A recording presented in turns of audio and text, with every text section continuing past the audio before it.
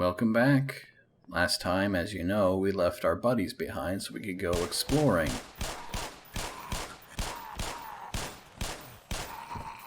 I'm Blastinus, and this is Black Mesa, and this is a freezer.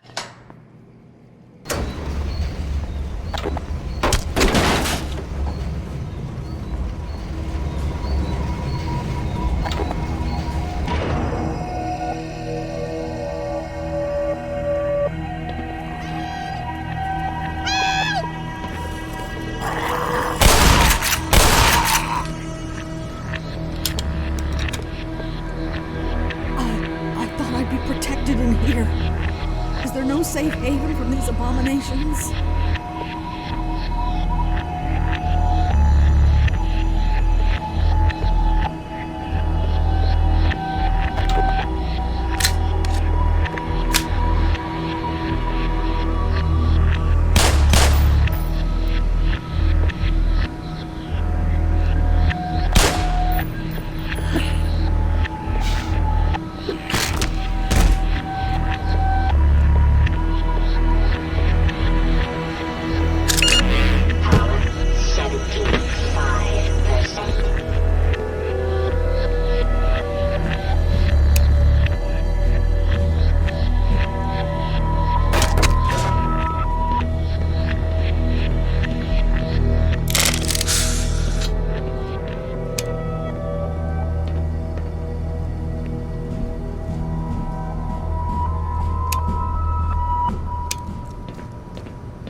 So, that was the Let's Explore a Freezer song.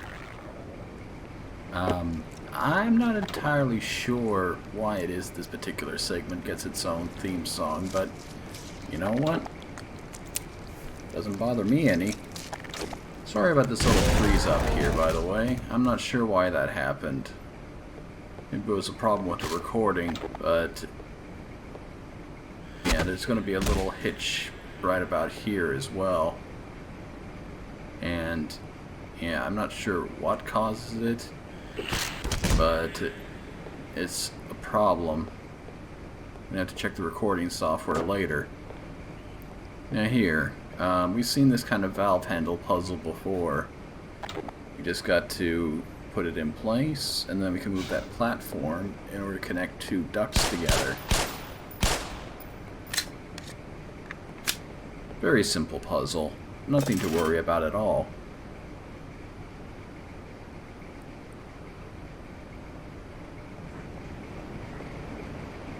Now there's one thing that scientist said that kind of bothers me a little bit. Yeah, the idea that no matter where you go, no matter what you try to do, you won't be safe anywhere. It's kind of a sobering thought. Doom 3 had a similar idea where, yeah, you couldn't hide from the demons, nor can you hide from the aliens here. All we can do is fight them anytime they appear, and hope that we can stay one step ahead.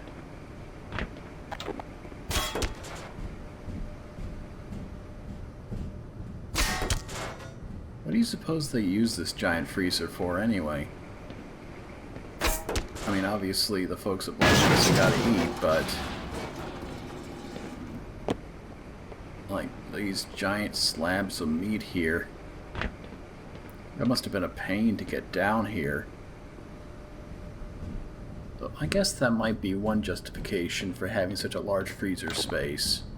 Like if you've got this underground research facility, that means that getting new, like, fresh food supplies would be pretty tricky. You probably would have to freeze most of the things that you brought in. Yeah.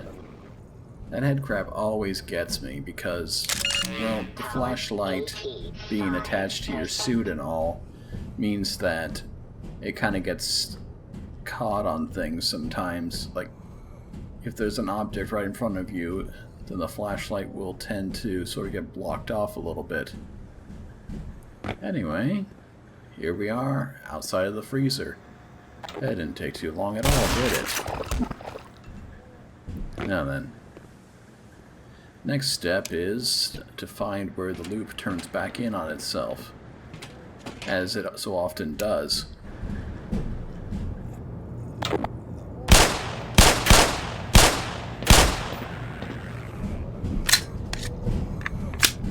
You see what I'm saying about the flashlight there? It sort of just became this big shadow right in front of our viewpoint. Not very cool at all. But hey, it's an infinite flashlight, so you get what you pay for. Freeman! Good heavens! You gave me quite a scare.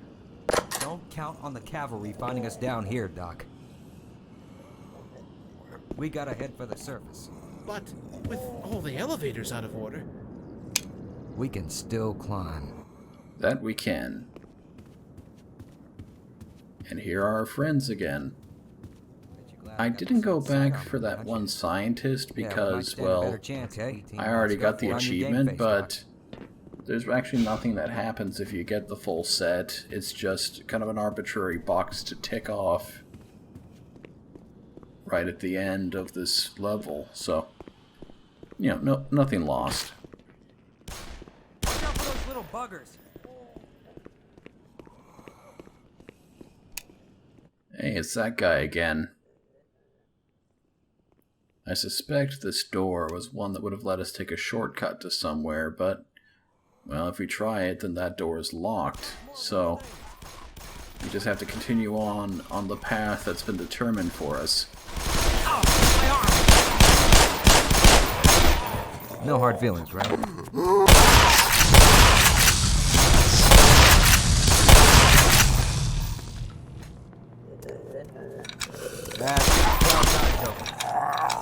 There's no way I can make that jump across that shaft. I failed physical education. Guess that means I'm playing babysitter. And that's the big irony of all this, is that, like, at the end, after you've gotten this huge cadre, you have to leave them all behind because nobody can leap across a gap. Oh, what's that stench?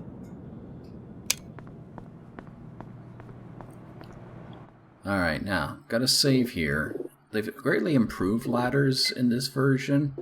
Like, they used to be incredibly difficult to get on top of, but all the same, it's still something you can't entirely rely on, especially if you're doing a hat playthrough. Now don't you go and forget about us now, you hear?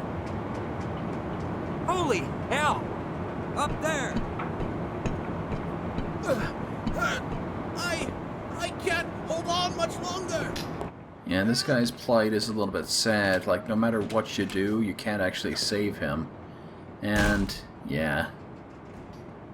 Kind of feels like it's a bit of a failing on our part. Oh well, I guess we just gotta continue onward. As I was saying though, in a hat playthrough, any prop that's in your hand while you're climbing a ladder can actually get bumped off and fall out of your hands, so yeah, it's entirely possible with those two ladders to have the hat just get lost forever. Though there is this handy shortcut so you don't have to do the second ladder jump. That's a little bit of a plus. And just as Office Complex began in an elevator, it ends in an elevator. That's like poetry. It rhymes.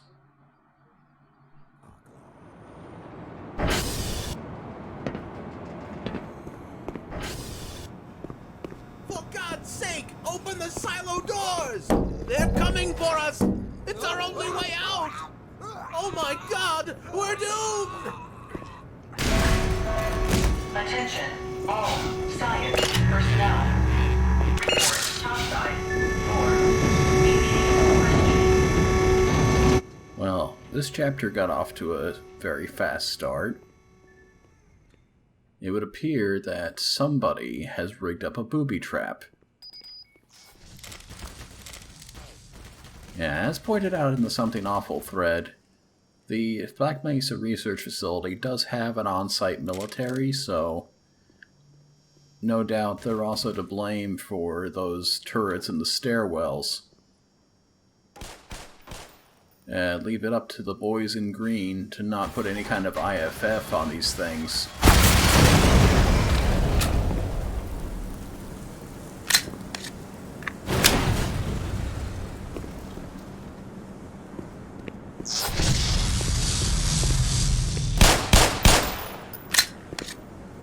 Oh dear.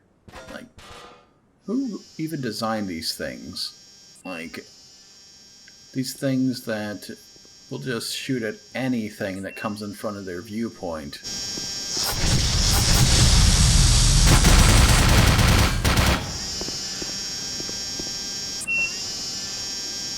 And more to the point, they're also incredibly, like, easy to knock over. Like, you can just kind of nudge these things and they go tipping right onto their side and then they turn themselves right off. So, yeah, just sheer inefficiency and actually, like, deadliness on all ends. But oh well, that's kind of the Black Mesa way. If it isn't potentially, like, deadly to the people operating it, we don't want to listen to it. Or hear about it, I should say. You don't want to know the other issue? Well, all these things are deployable and then you can write them again. Even a little bit of duress will cause the things to break. Like here I am just kind of standing on it.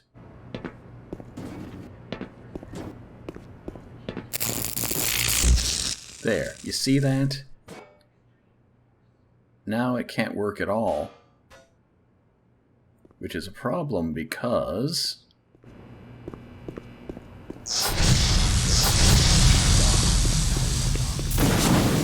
yeah, but it gives us an opportunity to show off these things with the blue laser beams. They're called trip mines, and... yeah, they work like trip mines. Fancy that.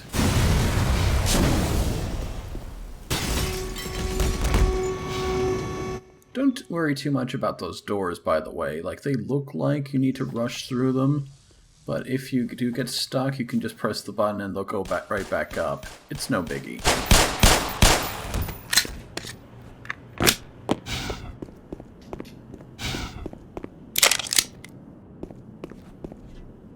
And yeah, should come as no surprise that the employee lunchroom is not that far away from the giant freezer. No doubt, if we could see, like, the back area with the kitchens, we'd see that there would be a tunnel leading to the freezer. So, you know, it's all connected in a logical way. Now then, this chapter is called We've Got Hostiles. Which is true. We've been fighting hostile entities all game long, but I don't think that's entirely what they mean. We're about to encounter a new enemy type.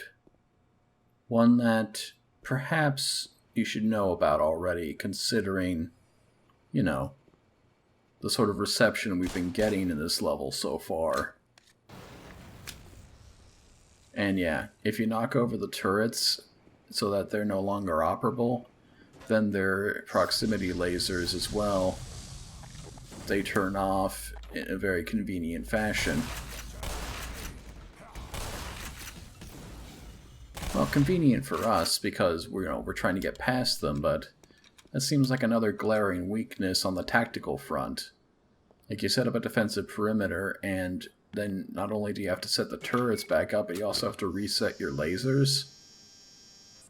This is just double inefficiency.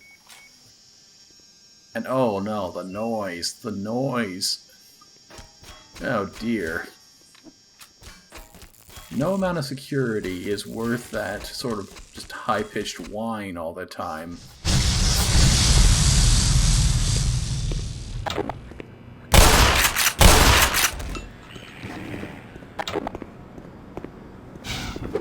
Come on. Yeah, there. And this next section is a little bit tricky. Like, you see how everything's all wet on the floor here? That actually causes a bit of lubrication. And you see, like, we're kind of slippy sliding a little bit. It's possible to get past this section without triggering the turrets, but I don't.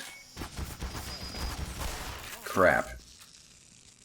I mean, you see how quickly that thing tears through your shields? Mind if I string along? Please, escort me out of this madhouse. Oh, hey, buddy. You move pretty quickly, don't you? Anyway, so, if we're going to escort these guys, we better clear out these mines. This is probably far enough, right?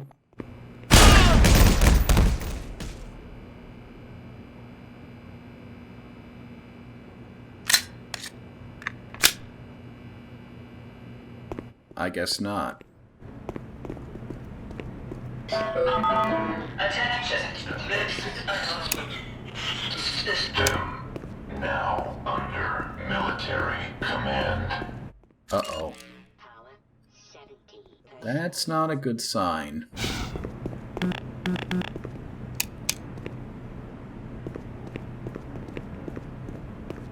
Yeah, if you haven't guessed it already, what we're building up to is perhaps the most obvious betrayal in video game history. Like, even when I was a kid, playing through this game for the first time, yeah, I know I wasn't supposed to, but I played a lot of violent games as a kid. But anyway, when I was playing through this game for the first time, even back like in the original Half-Life, where the foreshadowing was even lighter, I already had an idea that, yeah, the soldiers would not be our friends. Like, if there's one thing about Half-Life that basically everybody knows from, you know, later games as well, is that, yeah, we're about to encounter a more human threat. Oh, rescued at last! Thank God you're here! No! No! Meet the Hazardous Environment Combat Unit, or HECU.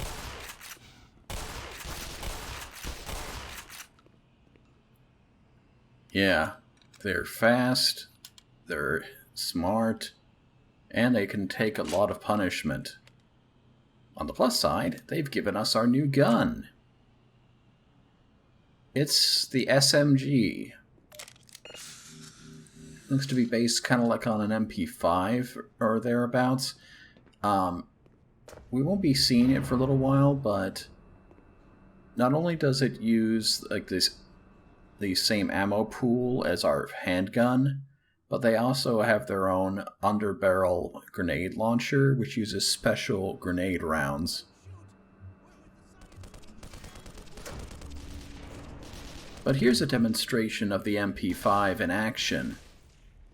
Oh dear, I really hope that this is actually an MP5 and that I'm not embarrassing myself.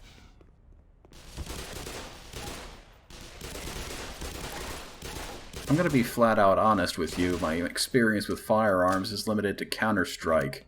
Anyway, the HECU use a form of artificial intelligence that allows them to do a lot of various like tactical maneuvering and flanking, throwing grenades in order to flush you out. Like, a lot of this was originally in Half-Life 1, albeit in a more primitive state.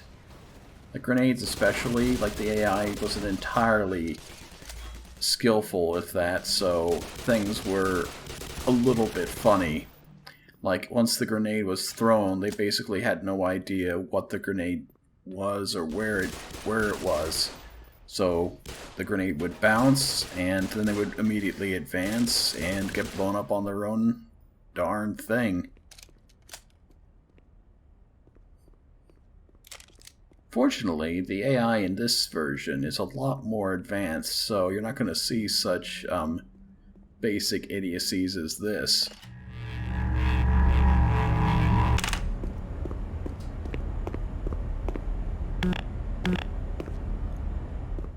But now we're coming to a bit of a moral quandary, though. Like, obviously, you know, they shot first, like we're just trying to defend ourselves, but it still begs the question, these guys here, whose mission it is to kill all the scientists, like, they also have, like, families and friends and things like that. And it's sort of like, you know, why do we get to survive but they don't? I mean, it's one of those sort of questions, is like the ethics of self-defense. Obviously, like, if we don't fight back, then they'll kill us. But at the same time, though, like, by fighting back, we're killing. Sort of a bit of a, what you call, catch-22, maybe. Then again, it's not something that people really were concerned about back in the 90s. Like, there were all sorts of stories about people being betrayed by the government and having to shoot up a bunch of, like, rogue soldiers or whatever. I think it's only sort of become a sensitive issue after 9/11. And, you know, everything that entails. Now this section here, there are actually two different paths you could take. The other one was a bit of a laser maze with, you know, a bunch of turret emplacements. This one's a little bit more interesting because it involves conveyor belts. And, yeah, we won't be seeing a lot of conveyor belts, so I figured I'd take this route instead, just for variety's sake, you know?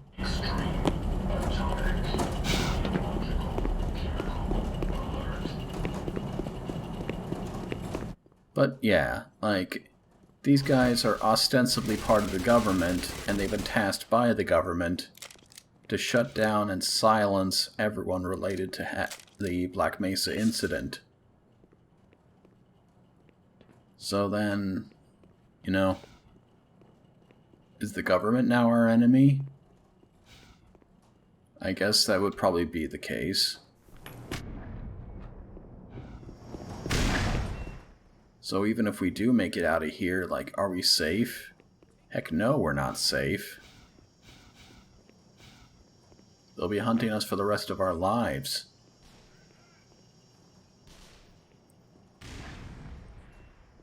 Oh well, no point in being stealthy. We're a gun-toting tangerine. But here's another funny thing we can do. Because this game, you know, lets us pick up and throw props, that does actually include live grenades. So one tactic that we can use in battle is to pick up the grenades they throw at us and, you know, return the favor, so to speak. And of course, you don't even need to ask about this, there is an achievement for doing so.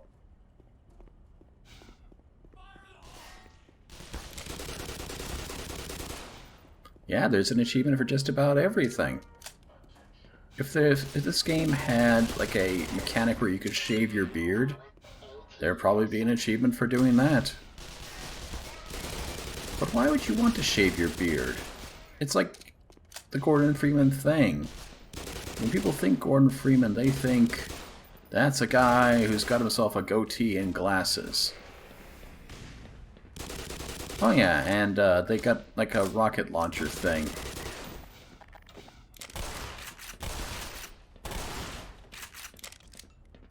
Yeah, actually there's a bit of a mixed arms thing going on. I think that's what it's called, like basic military protocol, where you have sort of like not just the same weapon for every engagement, you have people with different specialties. I don't know. Once again, I know absolutely nothing about weapons or military or anything like that, other than what I get from video games.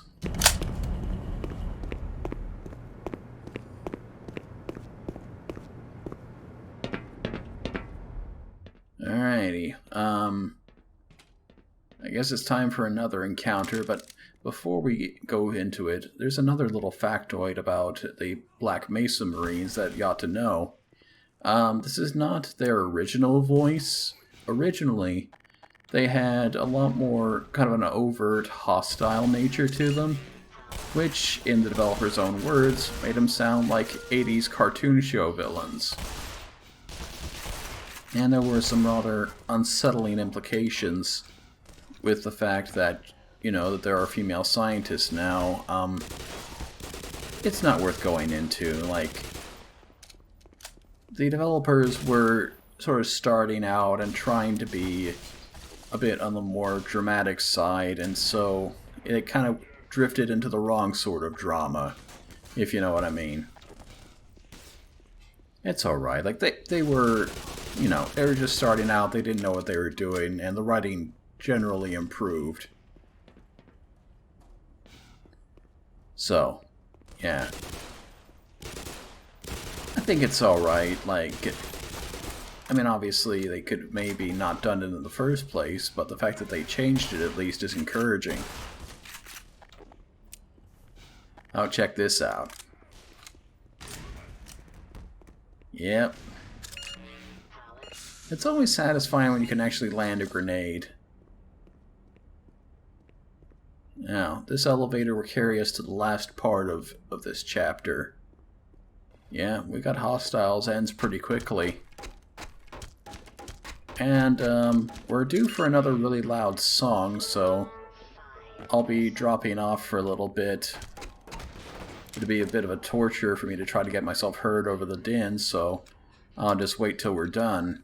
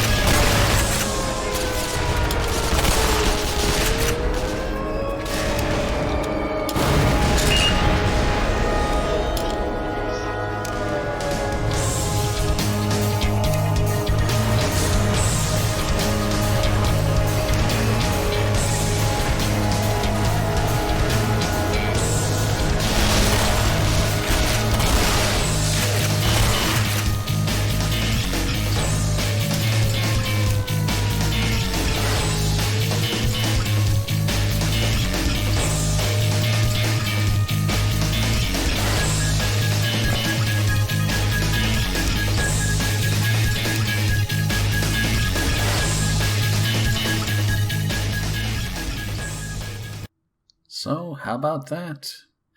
We made it to the surface, and then we were immediately forced back down.